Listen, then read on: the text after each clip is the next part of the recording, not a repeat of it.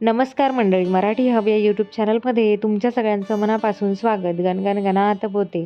सूर्यदेवतेला संपूर्ण जगाचा आत्मा आणि ब्रह्मा म्हणून चित्रित केले आहे। ज्योतिषशास्त्रातही सूर्याचे महत्त्व खूप सांगितले आहे। चंद्र, मंगळ आणि गुरु हे सूर्यदेवतेचे मित्र मानले जातात। हिंदू धर्मात रविवार हा सूर्यदेवाला समर्पित मानला जातो। सूर्यदेव अत्यंत परोपकारी आहेत। सूर्यदेवाची आराधना आणि उपवास केल्याने जीवनशक्ती वाढते, संकटे दूर होतात आणि जीवनात आनंद येतो। आर्यवैदिक काळात संपूर्ण विश्वाचा निर्माता म्हणून सूर्यदेवतेला मानले जायचे। अशा स्थितीत ज्या लोकांचा सूर्य दुर्बल आहे त्यांना रविवारी उपवास केल्याने विशेष फायदा होतो। तर चला मग ऐकूयात रविवार व्रताची कथा। पौराणिक कथेनुसार प्राचीन काळी एक वृद्ध स्त्री राहत होती। ती नियमितपणे रविवारी उपवास करत असे। रविवारी म्हातारी सूर्योदयापूर्वी उठायची, आंघोळ करून अंगण शेणाने सारवून घ्यायची। त्यानंतर सूर्यदेवाची पूजा करून रविवारच्या व्रताची कथा ऐकून सूर्यदेवाला अन्न द्यायची आणि त्यानंतर मग ती स्वतः भोजन करायची। सूर्यदेवाच्या कृपेमुळे वृद्ध महिलेला कोणत्याही प्रकारची चिंता किंवा त्रास झाला नाही। हळूहळू तिचे घर पैशाने आणि धान्याने भरू लागले। वृद्ध स्त्रीला आनंदी पाहून तिच्या शेजारणीला तिचा खूप हेवा वाटू लागला। वृद्ध स्त्री रोज त्या शेजारणीकडे शेणासाठी जायचे, कारण त्या वृद्ध स्त्रीकडे गाय नव्हती। त्यामुळे तिला रोज शेणासाठी शेजारणीकडे जावे लागायचे। पण एके दिवशी शेजारणीने काय केले, तिने ती गाय घरामध्ये बांधून ठेवली। त्यामुळे त्या वृद्ध स्त्रीला शेण मिळाले नाही आणि त्यामुळे मग तिने तिचं अंगण सारवलं नाही म्हणून मग तिने सूर्यदेवतेची पूजाही केली नाही, सूर्यदेवतेला अन्नदानही केले नाही आणि त्या दिवशी तिने स्वतःही भोजन केले नाही।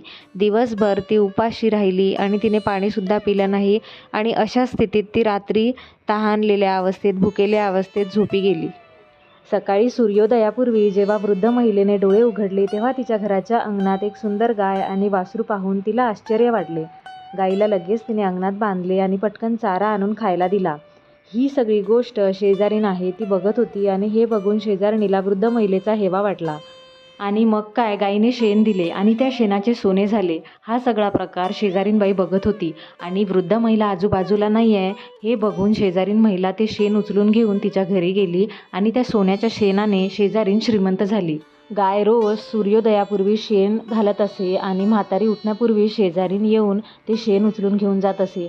बरेच दिवस वृद्ध महिलेला सोन्याच्या शेणाबद्दल काहीच माहिती नव्हती। पूर्वीप्रमाणेच म्हातारी बाई दर रविवारी सूर्यदेवासाठी उपवास करून कथा ऐकत असे। पण जेव्हा सूर्यदेवाला आपल्या शेजाऱ्याच्या धूर्तपणाची कल्पना आली तेव्हा त्याने जोरदार वादळ निर्माण केले। वादळाचा कोप पाहून वृद्ध महिलेने गाय घरामध्ये बांधली। म्हातारी सकाळी उठली आणि तिने सोन्याचे शेण पाहिले तेव्हा तिला खूप आश्चर्य वाटले। त्या दिवसानंतर म्हातारी गाईला घरात बांधू लागली। सोन्याच्या शेणाने म्हातारी काही दिवसातच खूप श्रीमंत झाली। त्या वृद्ध स्त्रीच्या संपत्तीमुळे शेजारीण भस्मसात झाली आणि तिने आपल्या पतीला समजवले आणि नगरच्या राजाकडे पाठवले आणि नगरच्या राजाला ते गायीचा जो प्रकार आहे तो बघायला बोलवला।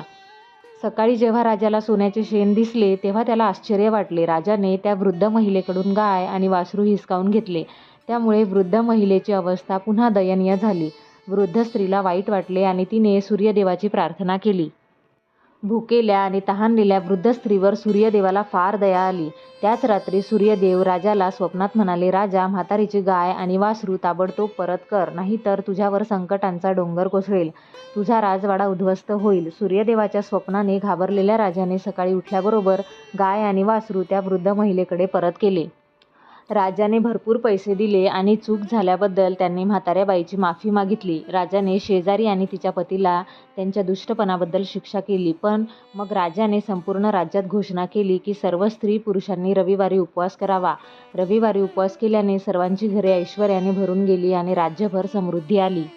तर ही होती रविवारची व्रतकथा। ज्या कोणी महिला रविवारचा उपवास करत असतील त्यांनी रविवारी ही कथा नक्की ऐकावी आणि ज्यांच्याकडून उपवास करणं शक्य होत नसेल त्यांनी फक्त कथा जरी ऐकली तरी तुमच्या सर्व इच्छा, मनोकामना पूर्ण होतील।